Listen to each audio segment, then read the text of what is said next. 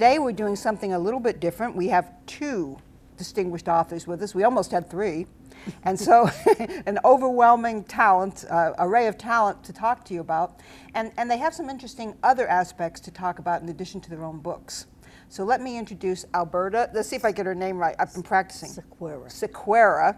I knew I'd get it wrong. And then Patricia Perry. Yes. See, hers is easy. It's a good, easy author's name. Both of these ladies are talented individuals in their own right. And I've read one of their books, and of each of them, and they have a lot to offer, but also they're going to talk about their organization, Authors Without Borders, and what it means to the community of writers and what kind of services it does offer to those people. First, I'm going to ask them to tell us a little bit what was their motivation for writing themselves. Alberta, what was your motivation for writing? Well, I really didn't have any dream of being a writer.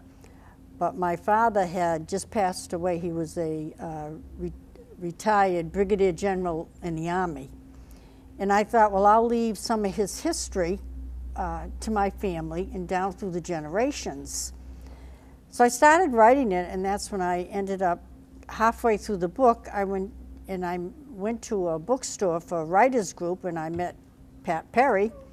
And she says, well, why don't you turn the story into a book? Well, in between that, I had just gone to a trip to a pilgrimage at Medjugorje in Bosnia, and my father wanted to go there hoping for healing. So I put the book together, but it wasn't on the idea of being published. It was to be for the family. Mm-hmm. But then once I got a taste of having my first book, then I went further into other things in our family. The fever. The fever got you, and you became an author. You know, it's interesting. We were talking a little bit before we started the taping.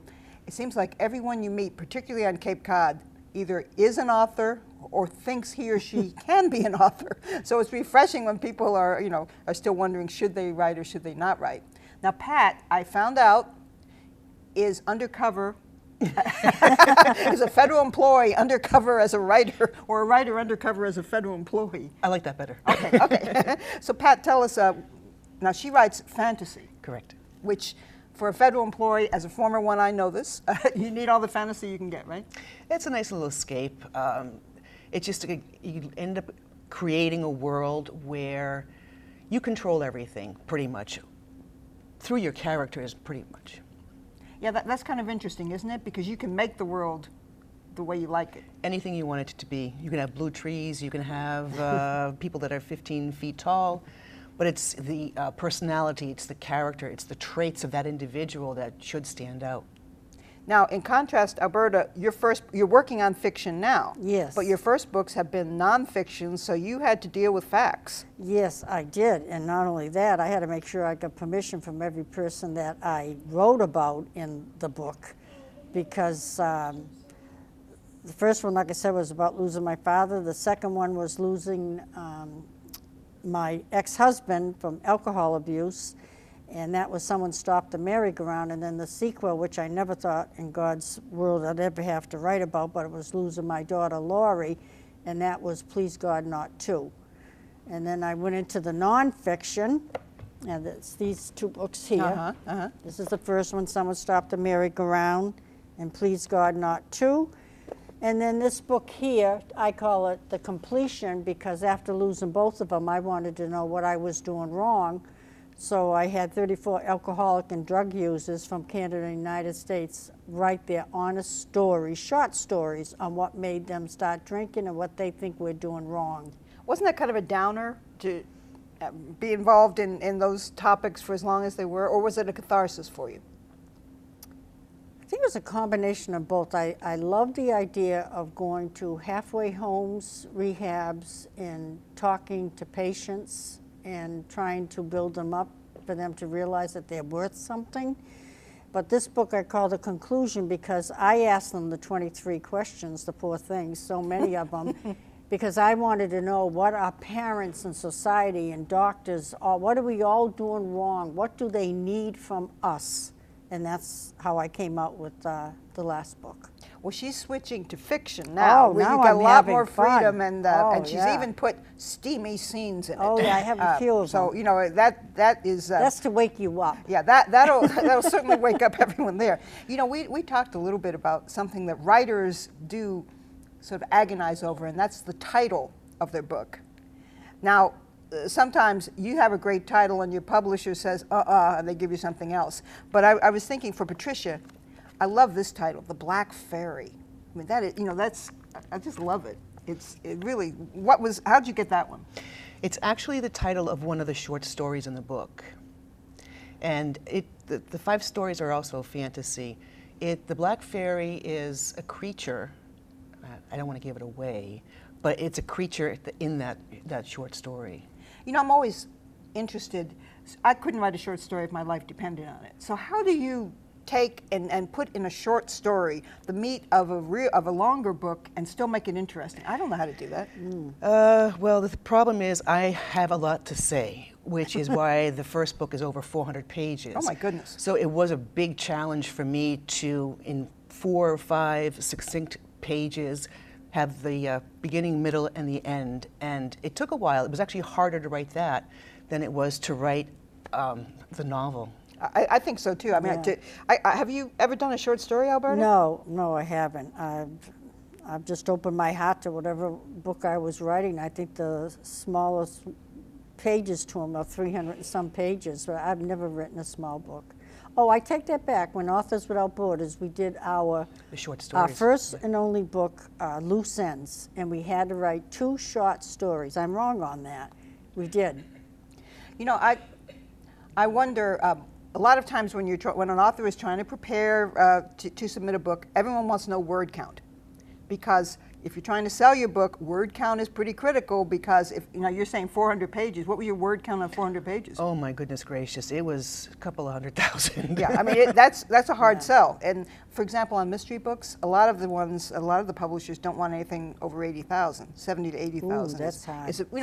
For a regular mystery. Now fantasy, they give you a little bit more leeway, I think. You kind of have to, especially with a book like Lord of the Rings, for example. You've got 3 or 4 novels, and each one is several hundred pages long.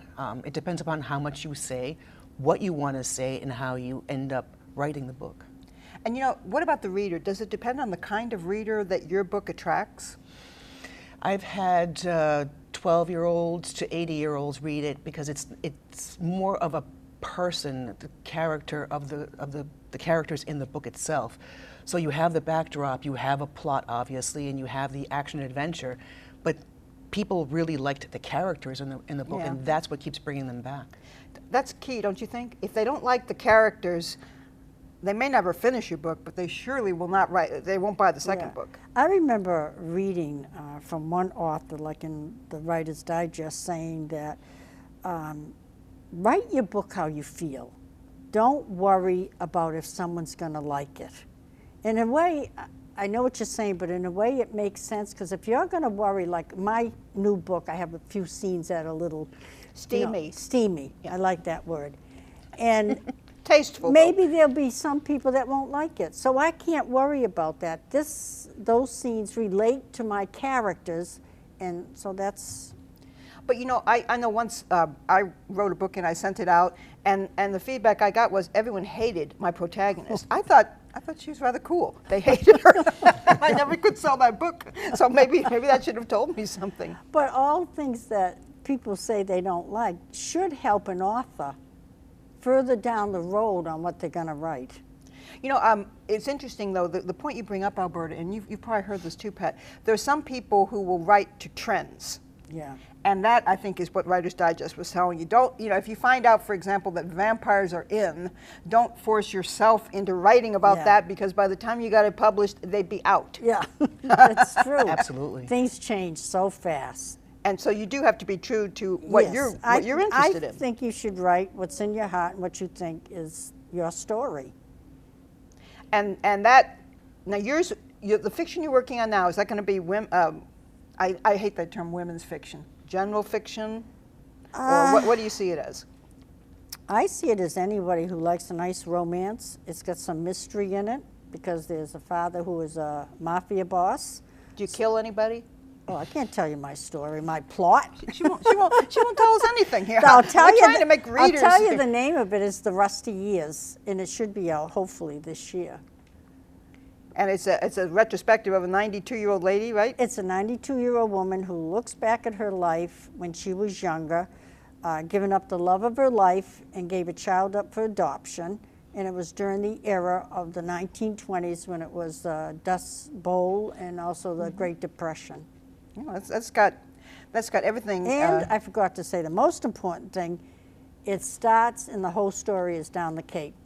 Chatham, Orleans, Dennis. Now, do you name the town? Yes. The reason I say that is when I write stories like on the Cape, I usually I make up a name for the town so that nobody wants to sue me. You don't care. I put You're Chatham, fearless. Orleans, Easton, fearless. I got Hyannis, different things that happen, yes. Big cities like New York, you can say anything.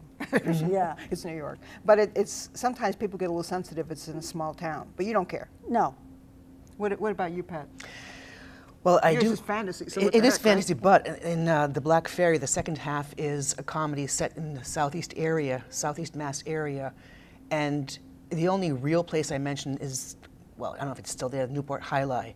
The rest of it, the locales, different name, but if you know the area, you might be able to figure it out. I'm not going to tell you though. Yeah, people have different ideas. I will admit that there are a few characters I put in my books of people I knew at one point, and I won't say that I use them as my murder victims, but it was satisfying to make do something to them in fiction, of course.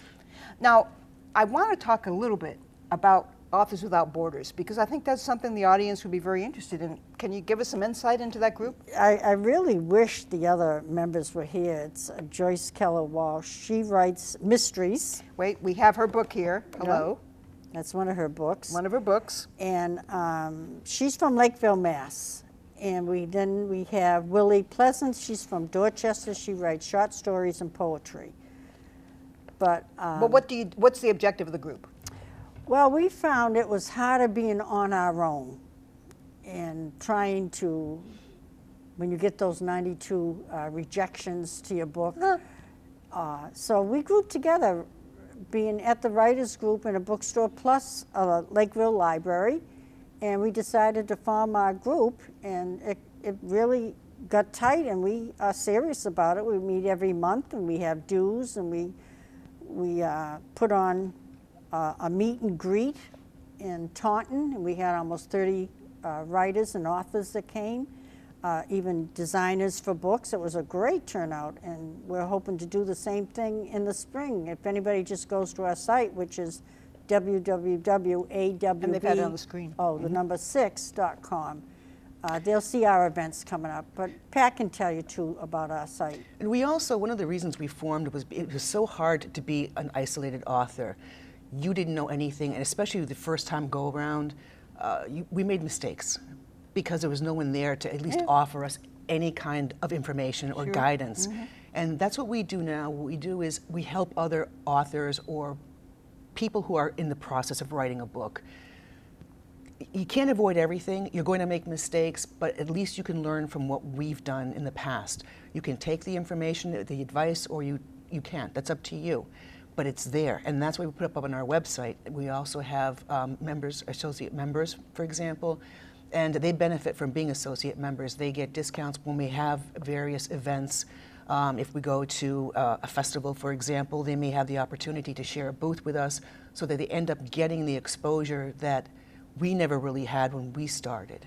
Give me an example of the kind of advice you give to a new writer, someone who has never, had a book published and comes to you. The first thing I would tell them is even if you don't have a book out, get a website. Get a website, get business cards for the website so that when you do finally have that book out there, people already know where to go. That way, if you go to an event, you can pass out business cards, you can have information on your website. I'm going to be here on whatever date for book signing. I'm going to be here, there, so that they already have a path to get to you.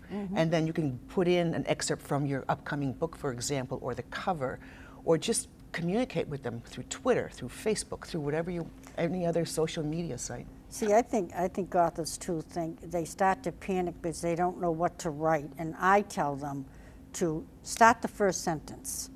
Don't worry about the punctuation, and don't worry about if something you have up here in your manuscript belongs down here. God bless computers with the delete, copy, paste. You know, just write. And because it's going to take you a year or two to get the book together, but once you get something flowing, then your ideas start coming out. But you've got to write that first sentence. Good advice. Now, do either of you believe in outlining extensively, a little bit, or not at all? I don't like that term pantser or whatever the hell I it is. don't. I don't like that either. I, like I Nasty. was telling you when we were talking back there, that I like to start, for me, the first opening sentence. I have an idea where the story's going to go, but I just fill in the middle part as I go along. That's how I write. I can't outline. I have an idea for the story, a basic plot. It's the characters in my books that drive the story, because they're the ones that, to me, are the most important thing. You could have the most beautiful scenery. You could have, oh, this is wonderful. But if your characters don't have any personality, people will stop at page 5. They may stop halfway through the book. And it's funny, I'm almost like a person that's in the story watching the characters, not part of the story, but they dictate as to what I the agree. next, decision might be, or And I think it also depends on the type of book you're writing. For example, with a mystery, you have to have some structure, because somebody's got to die. You know? Hopefully soon, and then you spend the rest of the time doing that. But with other types of books, whether it's a general romance or actually yours is more of a saga, family saga, and yours the fantasy. I think you can be different, but the characters do dictate. absolutely. Because sometimes you start out thinking a character is going to be the villain or the hero, the protagonist, and then they go elsewhere. You know, it's funny, we were just talking about that driving up here, and I said that to Pat with my story. I said, boy, I can't believe how I had this one character that this is what they were going to do, and all of a sudden, in between here, they went this way. It's true, you don't know until you really start writing, but I think you can have fun with it, you know. Yeah, some people have a very rigid outline, Yeah. and it works for them. It wouldn't be for me, and from what you're saying, No, neither of no. you either. No. I love twists. I'll have characters that you think might be, oh, they're the nicest people, and something along the way in the story changes them, or better yet, brings out the real individual inside. So there's a bit of a mystery in my books as well, because again, oh, so-and-so, they were nice. And then you turn around and it's like, not Just so like much. real life, though, right? Absolutely. Yeah, I think that's a criticism of first-time authors, Yeah. that they tend to make their characters either all good or all bad or something Yeah. like that, and the reader doesn't get they don't have a developed character that we would see in other things. So you're talking about the right, our characters sometimes are not what we think they are. And even the ones that are good, they have a background that dictates where they go. I don't like black and white. A character has to have flaws. A character has to have weaknesses along with strengths, because that's what makes them appealing to the reader. Okay, are there any taboos in either your books or the one you're going to be writing? Things that you will not put in there? Well, in my book, I have things like you said, the sexual scenes, but I don't want to use the bad language with it. Okay, so You know, language is something for you. Language for me is, I'm not saying it's not going to be 100% clean, but I don't want it to be where people go, It can be salty but not vulgar. yes. Anything that you absolutely will not put in your book? I have a couple of scenes, one in this first book and one in the second book, where the first book, it's swept off the feet, taking upstairs to the bedroom, but that's it. You know what happens. You can use your own imagination. I could write a story or a book where it's a lot more involved, but I don't personally think that it has a place in fantasy that I write. It's got to be. Well, for example, do you kill animals or pets? No. No. Okay. That's always a taboo for me, but for a lot of readers too, because who buys most Yeah. books? Women. Right? Yeah. And let's face it, for many women, that would be an issue too. Now, you talked about what's true for your characters. Tell us how you develop your characters. Any ideas on, as you're writing that, how do you delve into your character? My character started with the 92-year-old woman, and I didn't realize it when I was doing it. I think I was really writing about my mother. My mother had just passed, maybe 6 months interesting. before, and she died at 92. And losing a child, excuse me, I'm saying losing, giving a child up for adoption, you know, I don't think I knew it in my mind when I was doing it, but in Please God Not True, I write about forcing my daughter into an abortion, which has bothered me through my lifetime. And I think writing about an abortion was really talking a little bit about my daughter. Maybe it was my mind wishing instead of the abortion it was an adoption. I think mentally that's what I was doing with my characters in my story. Do you do a storyboard, or do you have any other? I freelance. I just go. Okay, so you don't like do Pinterest, or you don't do any of those devices? No, but with the characters, I don't realize it until after I've finished the book. I take characteristics from people that I know that meant something to me or has somehow impacted me. Not the complete physical appearance, for example, maybe a laugh, maybe a certain way that they deal with people, and I subconsciously develop a character around that. In other words, if, for example, Alberta, I might think of her dedication to her family, for example. It's her, but it's not her. It's a part of her that has impacted my life. And usually, you know, somebody will only see if you do. You can do a dead-on portrait of someone, and they don't see it. Someone else will say, "Hey, I know who that is," but the individual himself says, "Oh, gee, that is a bad person." And Exactly. you can get away with a lot more. Now, when you're doing dialogue, what are your tricks that you tell people for writing effective dialogue? Be crisp. Get to the Crisp. point. I think have a good hook to your story. And what kind of a hook do you? Well, a hook to get the attention in the beginning of the book for people who already know that this is the character and this is what's happened to him, but how are they going to get to fixing what just happened to her or him? Mm-hmm. I think it needs a good hook. To keep the reader involved. To keep the reader involved. Well, they say it takes 12 seconds for someone to pick up a book, they look at the book cover, they look at even the color. That's what's great about Pat's book. I'll even talk about it. The yellow and the orange I think is beautiful. They read the first page, they turn the book over and read the synopsis on the back. They say that takes like 12 seconds. And if people are interested, they say, you know, this book is good. So I think you have to grab them in those sections. Now, did you design your own covers? I went to photographersdirect.com, and I paid for these two. This one, my spiritual book, is actually taken on the hill in Medjugorje in Bosnia. I took that myself, but the others I paid for. I went to Shutterstock. I picked that out, and I also picked this one out. This one, my publisher, I wouldn't have known where to find that, but she found that picture. I liked it a lot, and then she played with the title and all that, and the color. Because, you know, with ebooks especially, the cover is even more critical, because you Is were it? talking about how fast people make a decision. Yeah. On you know, when it's on the internet, it's got to be something that will capture their attention. And if it's one of these grim covers, you know, where you can't see anything, it's less likely, Yeah. statistically, to be chosen. Yeah. This one here, CreateSpace, I took it from CreateSpace because I published my books myself on CreateSpace, and that was on there. But I'll tell you the disadvantage, there aren't many photos on CreateSpace, and I found a couple of books on Amazon with the same book cover. That's a disadvantage. Well, let me ask you this, as we're getting to the when people ask you for advice, do you tell them try to find a traditional publisher, or go through a self-pub or some of the hybrid publishers? Well, what we have done with our workshops is we talk about the different ways of publishing, because I think everyone decides themselves. Some people, like, you can start getting a lot of books like this. It gets very expensive to publish them yourself. But I think it depends on the individual. But we try to at least talk about all different ways of publishing. That's pretty much it, where it's going to be up to the individual themselves. At least they have a variety of options. And what do you find? What do people end up telling you after you explain the options to them? They all want to go with a traditional publisher. That's not always feasible. You can go with the hybrids, or you can just go to CreateSpace, for example, or you could choose whatever it is that you want.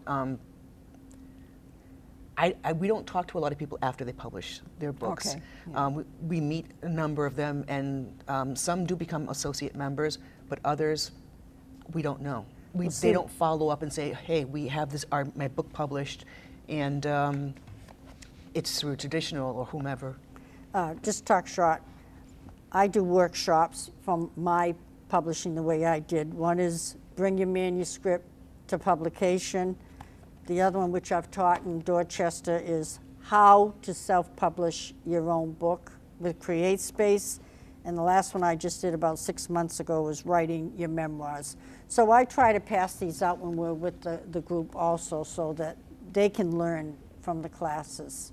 Now, you both were part of a writing group, right? A writers group? Yes. Tell me succinctly, because we're getting close to the end of this, what did that writing group achieve most for you? What was the benefit? For me, it was great to hear somebody else speak the words that I've written out loud, because I could sit there and read that same page 1,000 times, and it means, or I hear it the same way. When you hear someone else recite whatever it is that you've written, you can hear the glitches. You can hear that you may have used the same word many, many times. It's nice to hear it from somebody else, really, because they're reading your work and you're hearing it. What about you, Albert? I like to hear someone be very honest with me about what could be better in the book. I've heard so many times, unless I get it backwards, tell it, don't show it. Show, don't tell. Yeah. Show, don't tell. And same with, like I was talking to you before, with using the word it a lot. And somebody tell me, you have to explain what is it. Fill that word it with whatever is happening in the story. So those things help me. Well, I think that you have helped our viewers with all your advice and your experience. And we have the website for Authors Without Borders. And I think you can see from, I encourage you all to look at their website, because I found it very instructive to read their website. They've got a wealth of experience, and they're willing to offer this to prospective writers and current writers. Yes. And Lord knows we all need that. And we wish you both a big success. Thank you. Thank you. Continued success, because you've already been successful, but continued success with your things and with your job. She's a seafood inspector. She knows all. She's a biologist. She knows all this stuff. And so we thank you all very much for listening to these talented authors. And I encourage you to try their books. They're on Amazon as Yes. well as in print. Yeah. So you can have different ways of learning things, both from the viewpoint of nonfiction right now for Alberta, Yeah. and definitely fantasy. Thank you very much.